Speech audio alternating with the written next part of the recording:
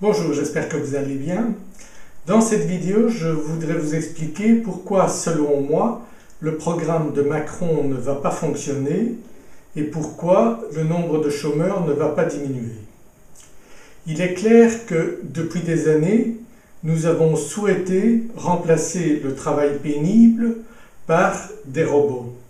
Donc c'était légitime, c'est quelque chose que la société a voulu et on imaginait qu'en l'an 2000, tout serait beau pour tout le monde et qu'on pourrait passer son temps à faire des loisirs.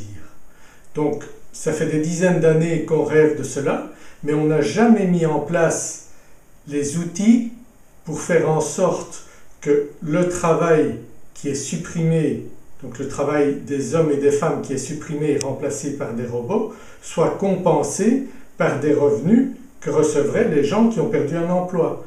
Donc à ça, on a complètement zappé cet aspect-là et on se retrouve avec des chômeurs qui n'ont pas de revenus ou qui ont des revenus parce que l'État les aide, mais sinon on a absolument oublié cet aspect essentiel du fait de remplacer le travail par des robots.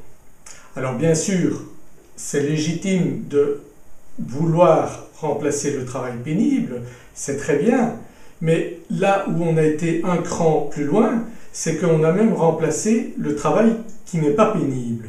Il est clair que les chefs d'entreprise, lorsqu'ils voient l'opportunité de remplacer des employés, d'abord des ouvriers, puis des employés maintenant, par des robots ou par des logiciels, ça coûte beaucoup moins cher et ça provoque une perte d'emploi, c'est tout à fait évident.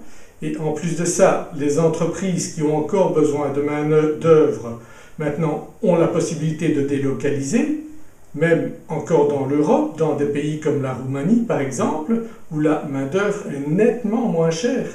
Donc que font les patrons d'entreprise? Eh bien, ils suppriment les emplois en France, ils transfèrent les emplois dans des pays où il y a moins donc de charges sociales, où les gens sont moins payés, et donc ça, il est clair qu'on n'arrivera pas à faire marche arrière tant qu'il n'y aura pas de changements essentiels au niveau de l'Europe et même au niveau mondial, puisque on est depuis des années dans une mondialisation et ça ne fait que créer moins d'emplois dans nos pays.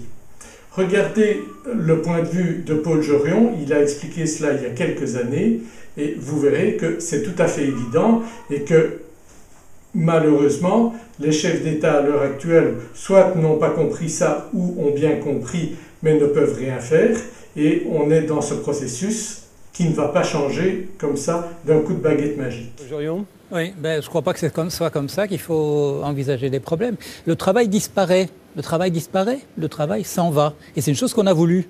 Moi, j'ai vécu dans les années 50, on nous expliquait ce que serait l'an 2000. On ne travaillerait plus, on a été remplacé par des robots, on serait remplacé par des machines. On ira à la pêche avec ses enfants et ses petits-enfants. C'est ça qu'on voulait. Pourquoi? Parce qu'il y avait du travail extrêmement monotone, il y avait du travail extrêmement dangereux.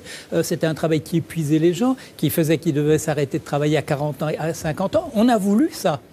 On n'a pas pensé en même temps que les gens, la plupart des gens, ceux qui ne reçoivent pas simplement leur argent du capital, c'est-à-dire en faisant travailler les autres, que les autres, il faut qu'ils aient des revenus. Si on veut que la machine économique fonctionne, il faut que les gens puissent acheter des produits. C'est M. Bavrez tout à l'heure qui parle dans le Monde, il parle d'une baisse encore du pouvoir d'achat de 1,2% l'année prochaine, l'année suivante. C'est une crise, la crise a commencé, les gens n'ont pas assez d'argent, il n'y a pas assez de pouvoir d'achat. La moitié des Américains se partagent 2% du patrimoine du pays. On ne peut pas continuer à vivre comme ça. Alors, le travail disparaît, c'est une chose qu'on voulait. Qu'est-ce qui s'est passé? C'est Sismondi, au début du 19e siècle. Il dit la chose suivante. Sismondi, un des inventeurs du socialisme, un Suisse, il dit la chose suivante. Toute personne qui sera remplacée par une machine aura droit à une rente à vie à partir de ce moment-là. Il est remplacé par la machine, il est sauvé, il faut qu'il reçoive une partie de la richesse créée par cette machine. Où va cette richesse qu'on a créée depuis les ordinateurs, les robots et tout ça? Elles vont aux investisseurs, aux actionnaires des entreprises. On se demande comment ça se fait, c'est une curiosité. C'est tellement bizarre que le chef d'entreprise au début du 19e siècle, il gagnait 30 fois plus que son employé le moins bien payé. Maintenant, c'est 450. D'où ça vient? Mais c'est l'argent qu'on n'a pas donné aux autres. C'est vraiment pas très compliqué. Alors, John Maynard Keynes, dans les années 30, il fait une révolution en disant il faut poser le problème économique d'une manière tout à fait particulière. Il faut simplement mettre le plein emploi au centre et tout va s'arranger à partir de là. On ne peut plus le faire. Le travail a disparu. Quand on délocalise, on nous dit oui, 3000 emplois vont disparaître ici en France. Ce sera une usine qui sera créée au Vietnam. C'est plus en Chine parce que les Chinois demandent une augmentation de salaire.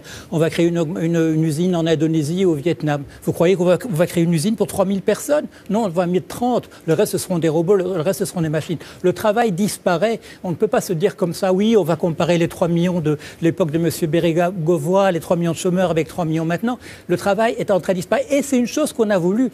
Ce à quoi on n'a pas pensé, c'est comme avec l'Europe, on n'a pas pensé à certaines conséquences, qu'il fallait que les gens aient quand même des revenus, bien qu'il n'ait plus de travail.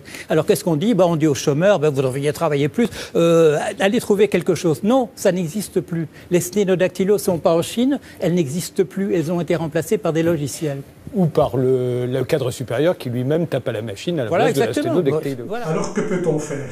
Eh bien malheureusement, tant que la France, la Belgique et tous les pays européens seront dirigés avec cette idéologie qu'on va diminuer le chômage par des formules, je ne sais pas lesquelles, mais en tout cas, on a vu jusqu'ici que ça ne fonctionnait pas. Ce sont des promesses que les chefs d'État ne pourront pas tenir, que Macron, pas plus que ses prédécesseurs, ne pourront tenir, et le chômage en France va continuer à augmenter.